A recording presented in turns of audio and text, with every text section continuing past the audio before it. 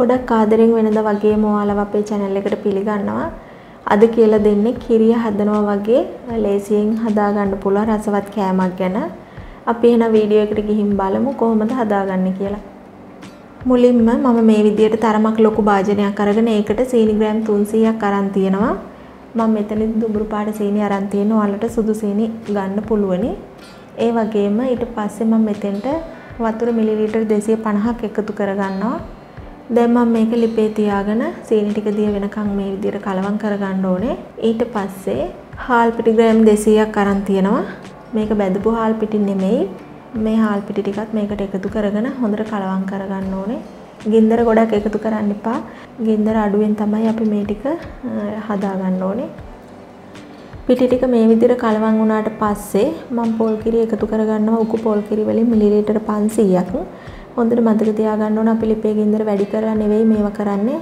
ගින්දර අඩුවෙන් තමයි අපි මේක හැඳිගා ගන්න ඕන. පොල් කිරි එකතු කරගත්තට පස්සෙත් අපි හොඳට කලවම් කරන්න ඕන. කලවම් කරන්නේ නැතුව තිබුණොත් එහෙම නැත්නම් ගින්දර වැඩි වුණොත් මේක අඩිය අල්ලලා රොස් රහක් එන්න පුළුවන්. ඒ වගේම පාටත් වෙනස් වෙන්න පුළුවන්. ඒ නිසා හොඳට ගින්දර අඩු කරගෙන කලවම් කරන්න ඕන නොනවත්වාම.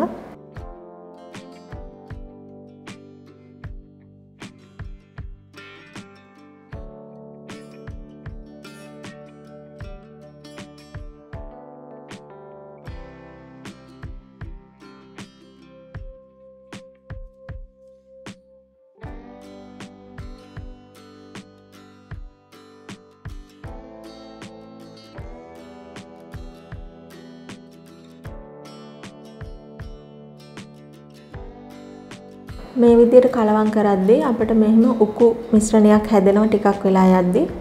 අපේ පිටි ටිකත් හොඳට තැම්බිලා තියෙන්නේ. මේ වගේ උකු මිශ්‍රණයක් ආවට පස්සේ අපි එකතු කරගන්න ඕන තලාගත්ත එනසාල් ටිකක්. ඒ වගේම වේලිච්ච මිදි, බැදගත් රට කජු මේක රස කරගන්න දේවල් තමයි එකතු කරගෙන තියෙනවා. ඔයාලා කැමති දෙයක් දාගන්න. ඔයාලට පුළුවන් රට කජු වෙනුවට ලොකු කජු බැදලා එකතු කරගන්න. මෙන්න මේ විදිහට ටිකක් වෙලා හැඳි ගන්නකොට ඔක්කොම අපේ පිටි මිශ්‍රණය එක ගුලියක් විදියට එනවා.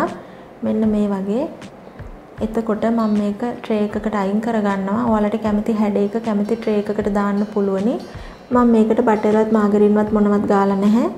නොන් ස්ටික් එකක් නිසා මට මේක ගලව ගන්න අපහසු වෙන්නෙත් නැහැ. ඔයාලට කැමති විදිය ට්‍රේ එකකට මේක අතුරගෙන හොඳට නිවෙනකන් තියලා තියන්න ඕනේ. හොඳටම නිමුණට පස්සේ අපි මේක අනිත් පැත්ත හරව ගමු. එතකොට මෙන්න මේ විදිහට තමයි තියෙන්නේ.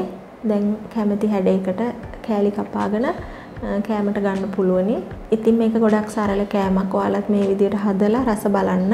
එහෙනම් මේ වගේම තවත් අලුත් වීඩියෝ එකකින් හමු වෙමු. ඒ වගේම මේ වීඩියෝ එක නරඹුවාට ඔයාලට ගොඩක් ස්තුතියි.